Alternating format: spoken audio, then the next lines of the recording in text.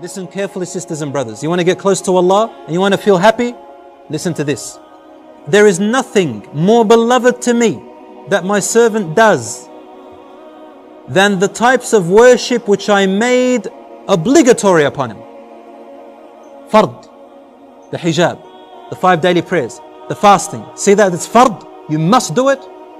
And I punish you for not doing it. Allah says, these are the most beloved acts to me than anything else in the universe. That's why I made them fard upon you, because I love them. That's how you stay close to me. And that's why I made a punishment, because I refuse for you to go away from me. I refuse to lose you to the shaitan. So I made it compulsory.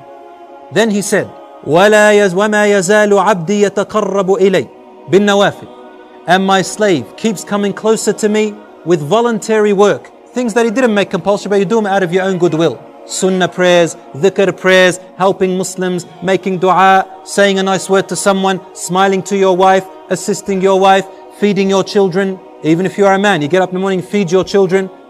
This is worship. My servant keeps coming closer to me with these voluntary acts, حَتَّى أُحِبُّهُ, until I begin to love him.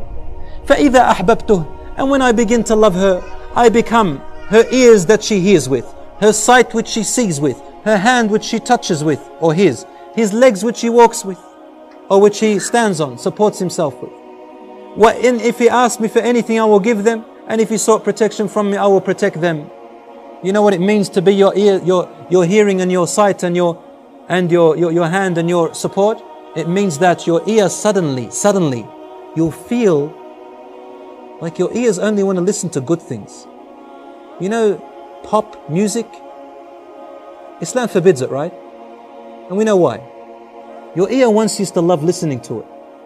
When you start doing these compulsory things, and then you start doing good acts, charity and all that stuff, suddenly without anyone telling you, your heart begins to hate listening to that stuff, and you don't know why.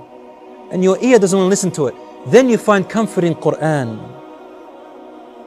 Then you find comfort in the words that please Allah.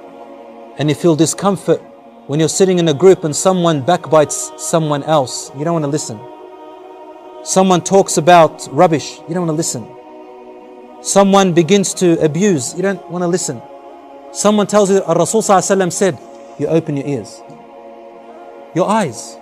You see something haram, you don't want to look anymore. You feel discomfort.